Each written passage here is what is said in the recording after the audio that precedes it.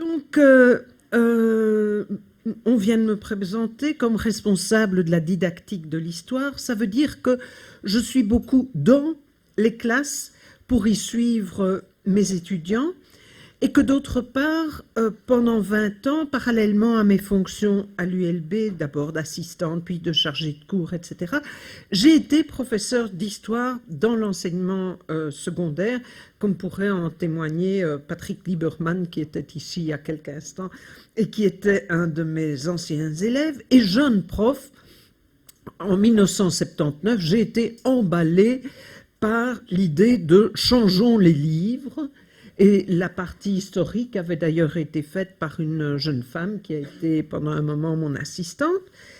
Et bien, rien n'a changé. Rien n'a changé et ce que je vois parmi mes étudiants, ce que je vois dans les manuels d'histoire et ce que je vois surtout dans les classes, comme pratique en classe, parce que la pratique en classe, c'est encore tout autre chose que le manuel. Le seul constat qu'on peut faire, c'est l'absence des femmes dans les cours d'histoire. Il n'y a pas 10% de femmes dans les illustrations des manuels, ni dans les textes. Et lorsqu'on demande aux étudiants en histoire de citer 10 femmes de l'histoire de l'Antiquité, sauf Cléopâtre, on cite César, Périclès, Toutankhamon, etc. Mais les femmes sont invisibles. Alors, quelle est leur présence néanmoins dans les cours d'histoire? Alors, de temps en temps, elles apparaissent comme maîtresses de, filles de, femmes de, mères de. Il y a aussi là une absence qui se manifeste dans un phénomène qu'on a décrit tout à l'heure. C'est une habitude pour les filles de passer inaperçues, transparentes, d'être dévalorisées, subordonnées, et en tout cas une grande difficulté à s'identifier à des protagonistes, à des gens qui font l'histoire. On peut se poser des questions sur le pourquoi de cette absence. Ce n'est naturellement pas une simple question de bonne ou mauvaise volonté, mais il y a d'abord une question que j'appellerais de clonage des enseignants. L'enseignant répète ce qu'il a bien aimé dans sa jeunesse, dans son enfance, et si c'était l'histoire de la dynastie, eh bien, il va continuer à donner l'histoire de la dynastie en dépit de tous les programmes.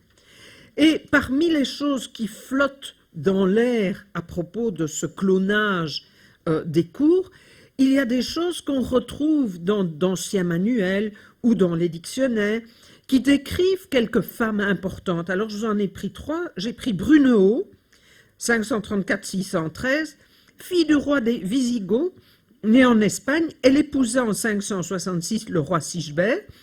Intelligente et énergique, mais cruelle, elle ensanglanta l'Austrasie et la Neustrie et fut donc suppliciée. Donc, c'est assez normal, hein, une femme pareille. Catherine de Médicis, politique habile mais sans scrupules et sans véritable hauteur de vue, elle essaya de régner par la division.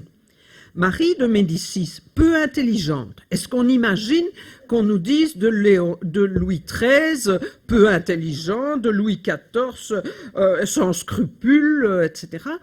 L'image des femmes dans l'histoire, celle qui continue à flotter, est souvent une image négative et dévalorisée. Alors, il y a un problème supplémentaire, c'est qu'il y a encore une absence des femmes comme sujet de l'histoire qui n'a pas été entièrement rattrapée. Il y a eu beaucoup de travaux sur l'histoire des femmes et des historiennes comme Eliane ont vraiment contribué avec le dictionnaire des femmes, etc., à faire connaître un certain nombre de femmes. Mais il y a encore un arriéré qui fait qu'on n'a pas la connaissance suffisante, sans doute, d'un certain nombre de femmes comme sujet de recherche historique. En outre, l'absence des femmes est manifeste dans l'histoire telle qu'elle est imposée par les classes dirigeantes et par les hommes. C'est-à-dire que c'est encore et toujours une histoire des élites, une histoire politique et dans une certaine mesure militaire, bien plus qu'une histoire sociale et économique, et nous allons voir que c'est essentiel pour pouvoir insérer ou non l'histoire des femmes. Alors, et en faire une histoire mixte, évidemment, parce que notre but n'est pas de faire une histoire des femmes, mais de faire une histoire réellement mixte. Alors, comment renverser la vapeur? Parce que c'est ça qui, évidemment, nous intéresse. Eh bien, il faut d'abord exhumer les femmes qui ont participé au pouvoir, qui ont participé au changement politique, qui ont participé au changement de société.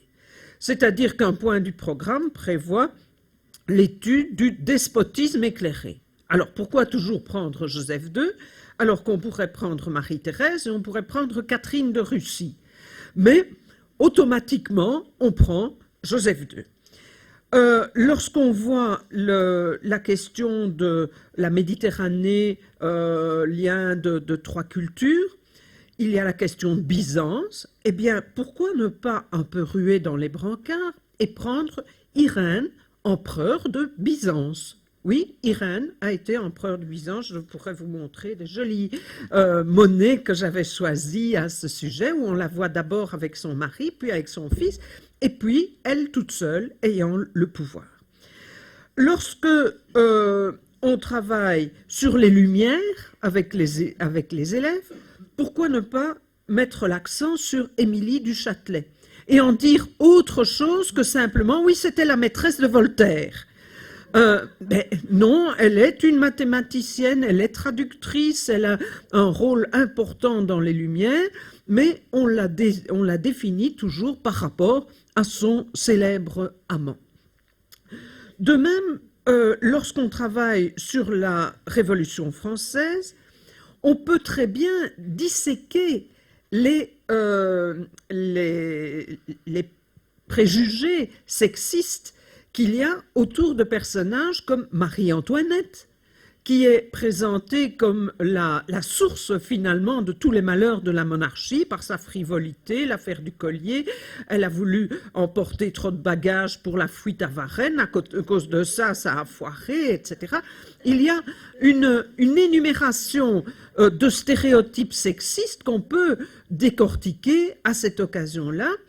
De même, on peut travailler sur le pouvoir dans la Révolution à partir du personnage de Charlotte Corday. Nous avons une leçon modèle qui s'appelle « Meurtre au bain » et qui est très aimée des élèves parce que c'est gore à souhait. C'est évidemment le meurtre de Marat, mais ça montre évidemment qu'il y a une femme qui, pour des idées politiques, a décidé de faire cet acte extrêmement important. Alors surtout, en dehors d'exhumer ces femmes qui ont participé au pouvoir et au changement politique, il faut envisager autrement l'histoire. C'est-à-dire que si on étudie l'histoire de la base, eh bien là, forcément, c'est l'histoire des deux sexes. C'est aussi une histoire démocratique qui est l'histoire des diverses classes sociales. Et à ce moment-là, il est possible d'intégrer les femmes dans tous les points du programme. Car lorsqu'on va travailler sur la société à la veille de l'Ancien Régime, à la veille de la Révolution sous l'Ancien Régime, on pourra très bien montrer une caricature. Je vous la montrerai, je courrai entre vous avec la caricature.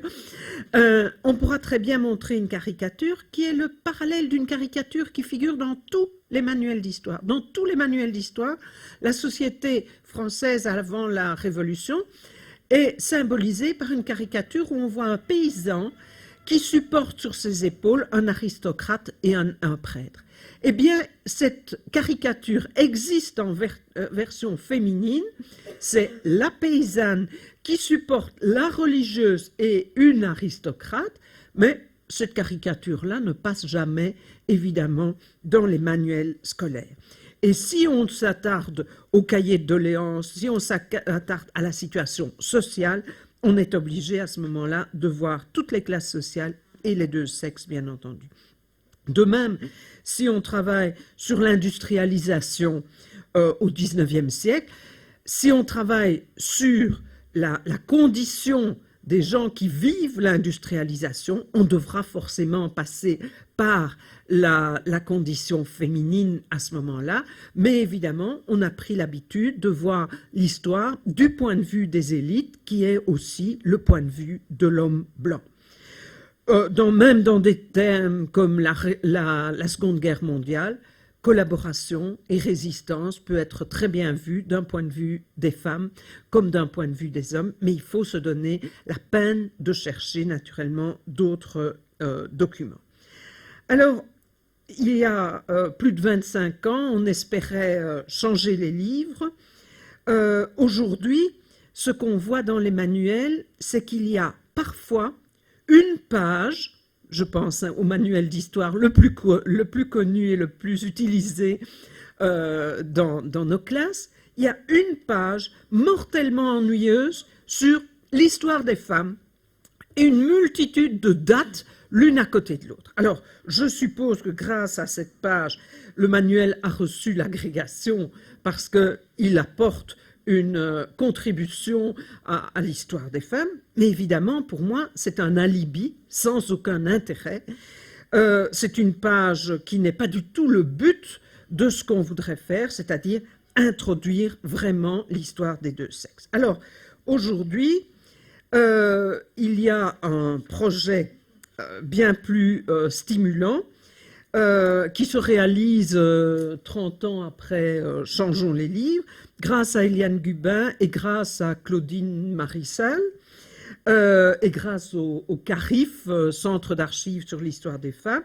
Le rêve d'un cours d'histoire où les deux genres sont représentés va devenir, au moins pour l'Antiquité et le Moyen-Âge, une réalité, et c'est ce dont va vous parler ma collègue Eliane Gubin.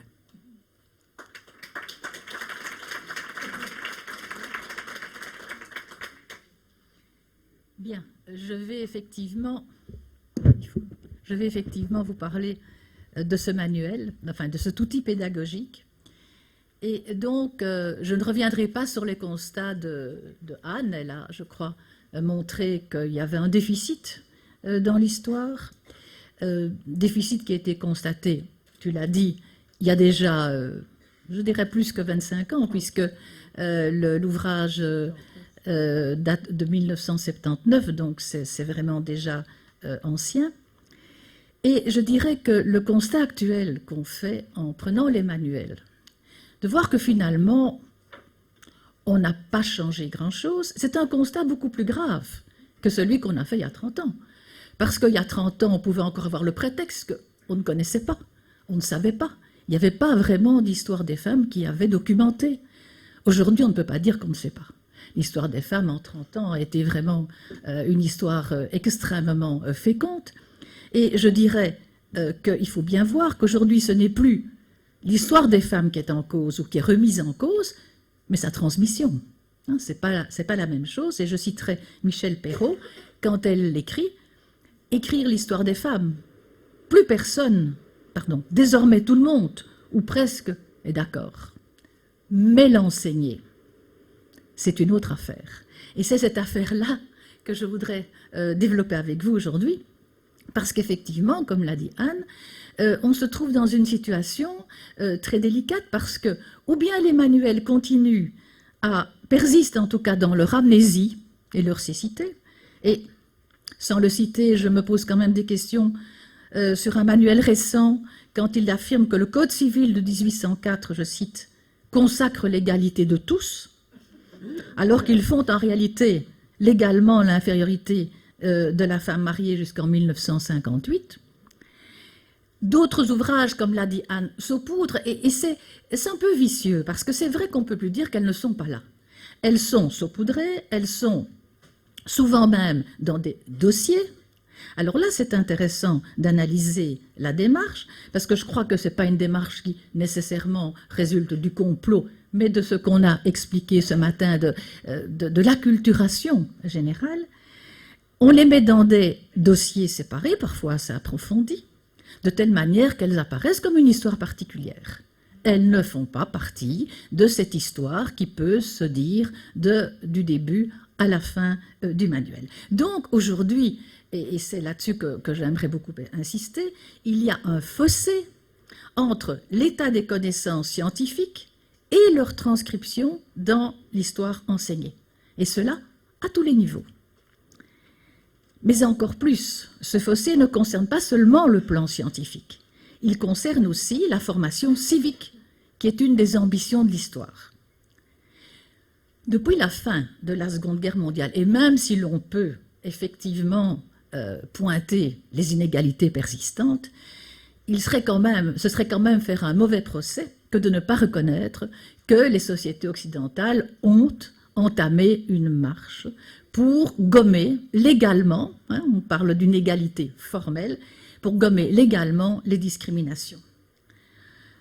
Au plan international, on a cité l'ONU, l'UNESCO, on doit citer l'Europe qui était vraiment dans ce domaine-là moteur, moteur pour créer par des directives et des recommandations une législation dans les différents pays membres, et enfin en Belgique, où nous avons quand même l'appui depuis 1985 du féminisme d'État.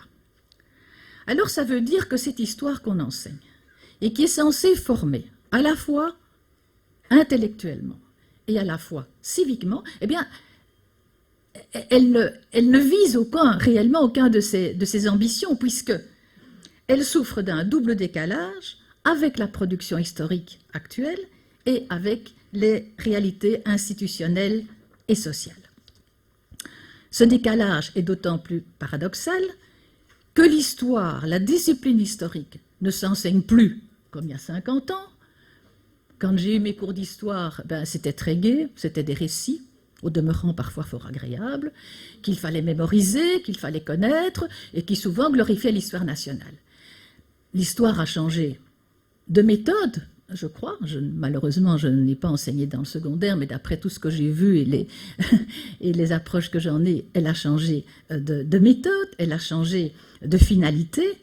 Et donc, si la nouvelle fonction de l'histoire doit permettre de comprendre son environnement présent, de développer son esprit critique à propos des évolutions du passé, et si elle doit éveiller la vigilance pour le présent, parce qu'on sait bien que tous les acquis sont toujours fragiles, comment des cours qui occultent complètement la moitié de la population pourraient réaliser cette ambition? Surtout si l'on songe que la dimension sexuée, et je reviens là parce qu'il y a eu quand même une discussion très intéressante, en disant il y a des choses plus graves. La dimension sexuée, je voudrais quand même signaler, c'est le socle de toutes les organisations sociales. Toutes les sociétés se sont organisées sur une base sexuée. Et toute cette organisation s'est toujours traduite juridiquement, politiquement, dans les valeurs culturelles, dans les codes moraux. Donc c'est fondamental. Vous prenez n'importe quelle société, vous devez vous poser la question, oui mais pour les hommes, cela signifiait quoi? Et pour les femmes? Pas toujours les mêmes réponses, bien sûr, l'histoire évolue, mais c'est donc fondamental comme distinction. Il est donc impératif, pour comprendre les sociétés et leurs évolutions, d'introduire la variable sexuée dans les cours d'histoire, sous peine de les rendre inintelligibles. Prenons un exemple très simple. En 2002, lors de la réforme de la Constitution, on a introduit l'égalité des hommes et des femmes. Comment comprendre ça si on ignore tout des inégalités passées et des combats pour les combattre? Comment faire? Il y a ainsi, vous pouvez prendre un manuel et pointer ainsi toute une série d'éléments qui sont véritablement de l'ordre de l'incohérence ou de l'inintelligibilité. Voilà en gros ce qui nous a motivés pour le projet pédagogique que nous préparons et qui devrait sortir au printemps prochain. Alors cet ouvrage, il est ambitieux, mais on l'a quand même réalisé qu'avec 2 personnes. Donc ce n'est pas du tout le projet que vous avez signalé et qui couvre toute l'histoire qui a été réalisée en France sous la direction d'un collectif qui a regroupé 33 auteurs et 36 chercheuses. Donc nous, c'est quand même plus modeste. Mais je crois que c'est un projet très pragmatique. Je crois que dans ce domaine-ci, il faut avancer de manière pragmatique. Alors, ce projet vise précisément de montrer qu'il est parfaitement possible, dans le cadre des programmes actuels et avec les méthodes actuelles, d'enseigner une histoire qui tienne compte des 2 sexes. il veut aller évidemment, comme l'a souligné Anne, beaucoup plus loin qu'un simple rééquilibrage. Personnellement, je trouve qu'une histoire qui serait uniquement introduire des femmes pour qu'elles soient en même nombre, une parité plus ou moins, ça n'a pas de sens. Hein, ça n'aurait aucun sens, soyons clairs, ça ne ferait pas réfléchir, ça donnerait peut-être des modèles identitaires, mais encore, je ne pense pas. Bon. Ce qu'il faut faire, évidemment, c'est dépasser le seul aspect descriptif, ou même statistique dans ce cas-ci, pour aborder chaque fois, à chaque période, à chaque thème, l'analyse des rapports sociaux, de l'assignation des rôles, parce que ça c'est fondamental, des droits et des devoirs que cette assignation des rôles entraîne, et aussi de décrypter, et là le cours d'histoire doit et peut le faire, de décrypter tous les mécanismes d'exclusion et d'oppression. C'est dans ce but que cet outil pédagogique propose 25 leçons modèles à l'intention des enseignants et des enseignantes. Problème de langue, il faut toujours évidemment en français, soit mettre des petits tirets, puisqu'on nous a dit qu'on ne pouvait pas mettre les femmes entre parenthèses, on ne met plus le E entre parenthèses, soit alors chaque fois répéter. Ces 25 leçons modèles sont, je crois, enfin je l'espère, nous l'espérons, directement utilisables par les enseignants, parce que nous avons le souci de ne pas surcharger la tâche déjà lourde des enseignants. Et nous savons bien, parce que nous avons discuté avec des enseignants, notamment lors d'une exposition qu'on a faite en 2009 au musée Bellevue et que certains d'entre vous ont peut-être vu, Garçon ou fille, un destin pour la vie. Nous avons discuté avec des enseignants plein de bonne volonté qui disaient oui, c'est ça qu'il faut faire, mais comment? Et avec quoi? On voyait qu'il y avait une sorte quand même de désarroi parce qu'il est extrêmement difficile d'enseigner ce qu'on n'a pas appris soi-même, et encore plus quand on n'a pas d'outils pédagogiques adéquats. Donc, ce que nous voulons faire, c'est véritablement proposer une aide aux enseignants, puisque les leçons modèles respectent et suivent scrupuleusement les consignes, la démarche, la construction, l'utilisation des outils conceptuels obligatoires et l'avancée progressive vers les compétences telles qu'elles sont définies dans les programmes. 2 périodes ont été traitées, l'Antiquité et le Moyen-Âge, qui correspondent aux périodes enseignées dans les 3 premières années des humanités. Alors, qu'est-ce qu'on a mis dans ces périodes? L'Antiquité grecque, effectivement, vous voyez, on a fait un choix, une sélection, former les jeunes à Sparte à Athènes. Je ne vais pas tout lire, mais vous voyez qu'il y a un choix qui est quand même très varié, puisqu'il y a à la fois la vie économique, la vie politique avec le berceau de la démocratie, les inégalités, les relations entre la religion et la société grecque. L'Antiquité romaine... Travailler à Rome, on a eu un souci aussi d'accès sur l'économique, travailler à Rome, la religion romaine, tous égaux à Rome durant l'Antiquité, avec, remarquez, le point d'interrogation, contester à Rome, les ennemis de Rome et les débuts du christianisme qui permettent à nouveau de s'interroger sur l'histoire, sur la part des hommes et des femmes dans tous les domaines. Les domaines économiques, les domaines politiques, les domaines religieux, les domaines culturels. Et enfin, le Moyen-Âge, écrire l'histoire du Moyen-Âge, qui est une leçon destinée surtout à l'esprit critique, quelles sont les sources et comment le faire, le pouvoir politique, on revient aux politiques, la féodalité. Là, je m'arrête quand même sur la féodalité. Parce que voilà bien un thème qui apparaît toujours comme un thème évidemment masculin. Les historiens du XIXe siècle ont consacré le terme, ce n'est pas un terme d'époque, que le lien féodo-vassalique est un lien d'homme à homme. Or, on voit bien, et c'est ce qu'on montre dans la leçon, que quand on cherche la documentation et quand on va plus loin que simplement cette formule, eh bien, c'est pas vrai. Alors, évidemment, les hommes sont probablement majoritaires, mais on trouve dans des liens de vassalité des femmes qui sont des vassales de suzerains et qui ont en fief un fief avec exactement les mêmes devoirs et obligations qu'un homme. On trouve aussi des hommes qui prêtent serment de vassalité à des suzeraines. Et on trouve des femmes qui sont entre elles vassales et suzeraines. Donc il y a là toute une complexité qu'il faut revoir quand on travaille sur la féodalité. L'école au Moyen-Âge, les villes au Moyen-Âge, l'Occident chrétien, contesté au Moyen-Âge. Vous voyez, il y a là, si vous voulez, dans ce livre, des thèmes qui, nous semble-t-il, couvrent l'essentiel des préoccupations, pas tout, c'est la moitié au fond d'un programme de l'année, mais qui montrent comment on peut écrire l'histoire du Moyen-Âge. Alors de manière très technique, et puis je conclurai, pour montrer aux enseignants, parce que c'est souvent ça, les enseignants se disent, oui, mais c'est fait par des spécialistes qui sont plongés là-dedans, qui n'ont pas la réalité de terrain. On a véritablement essayé de structurer ces leçons pour les rendre, en fait, en quelque sorte, des leçons que les supportent. Tout est structuré selon un fil conducteur, mais qui ne les rend pas du tout figés. Hein. Attention, les choses changent leçon par leçon. On précise le contenu pédagogique, l'objectif, le contexte. Ça, c'est pour permettre aux enseignants de rattacher la leçon, de la situer dans le programme. Des exemples d'accroche, puisqu'il paraît qu'il faut accrocher. Des exemples d'accroche qui peuvent être très variés. Ça peut être un docu-fiction, un texte, une photo. Bon, il y a là toute une série de suggestions, une série de documents à fournir aux élèves où on laisse évidemment une souplesse parce qu'il y en a plus que ce que l'on pourrait traiter pour le sujet, mais ça permet évidemment aussi à l'enseignant d'avoir une empathie avec tel ou tel document et de préférer utiliser ces documents-là dans sa classe. Des exemples de consignes à donner, de manière aussi à dynamiser cette leçon. On peut faire des groupes avec des débats de pro et contra, parce qu'il y a des documents où ils vont trouver des informations contradictoires, etc., etc. Et puis le point sur la question et un exemple de synthèse pour les élèves. Alors ce que je voudrais dire pour terminer, c'est que toutes ces leçons montrent que d'abord quand on cherche, on trouve. Hein, si on veut trouver une documentation où il y a des femmes, eh bien, on s'aperçoit que, bon, on trouve. Elle n'est pas absente.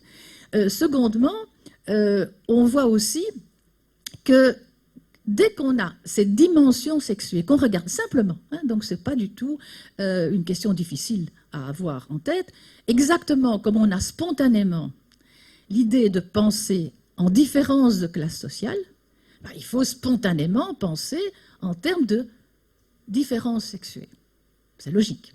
Eh bien, quand on a ce regard spontanément, il y a toutes sortes de choses qui apparaissent et qui remettent en cause considérablement la vulgate de l'histoire. Prenons l'exemple de la vie économique. Vous lirez partout que les femmes grecques sont enfermées dans leur gynécée. Elles ne font rien. Eh bien, quand on gratte et qu'on voit les documents, ce n'est pas vrai du tout. On voit effectivement toute une série d'activités. Et si on prend un texte, qui est vraiment un texte utilisé, réutilisé en histoire du travail, qui est l'économique de Xénophon, eh bien, il y a toute une description de ce que font les hommes et de ce que font les femmes. Alors bon, oui, les femmes gèrent le domaine. Mais gérer un domaine, gérer une famille au IVe siècle avant Jésus-Christ, qu'est-ce que ça veut dire? Ça veut dire toute une activité de production. Ça veut dire produire l'alimentation, conserver les aliments, filer la laine, faire les vêtements. Donc il y a là toute une activité qui n'est pas du tout de l'ordre de l'idée qu'on se fait d'un gynécée où on ne ferait absolument rien que de se regarder éventuellement dans un miroir. Donc il y a là, si vous voulez, toute une série d'images qui volent en éclats. Et pour revenir à ce que Anne, et je termine par là, pour revenir à ce que Anne a dit sur Brunehaut, ça c'est vraiment très intéressant. C'est vraiment très intéressant parce que ça pose la question de savoir comment on traite les femmes qui ont eu du pouvoir. Ça dérange beaucoup. Ça dérange beaucoup parce qu'il y en a. Il y en a, ce ne sont pas vraiment des exceptions. Et on s'aperçoit que chaque fois qu'une femme a eu du pouvoir et l'a exercé, et a montré la volonté de l'exercer, eh bien, ce sera négativement connoté. Qu'est-ce qu'on va dire? On va dire d'un côté, oui, mais c'est un interrègne, elle l'occupe entre son mari, avant que son fils ne soit majeur, et elle a eu de bons conseillers. Deux choses, elle a eu soit de bons conseillers, soit elle a joué des rôles occultes de pouvoir d'influence. Mais voilà bien deux types de pouvoirs qui sont valorisés chez les hommes. On n'a jamais critiqué un souverain d'avoir de bons conseillers. Au contraire, il a bien su choisir ses conseillers. On n'a jamais critiqué un souverain d'avoir du pouvoir d'influence. Et je quitte un petit peu la période, mais si vous songez que Léopold II a construit le Congo grâce à son pouvoir d'influence, ce n'est pas rien. Donc vous voyez que le même pouvoir va chaque fois être considéré différemment. Et il faut être évidemment attentif à ce genre de vulgate qui reproduit, on revient, des stéréotypes de comportement. Alors voilà, j'avais encore plein de choses à vous dire, mais je crois qu'il faut arrêter pour le timing et je pense qu'on pourra de toute façon en reparler. C'est donc la présentation de cet outil pour les enseignants en histoire.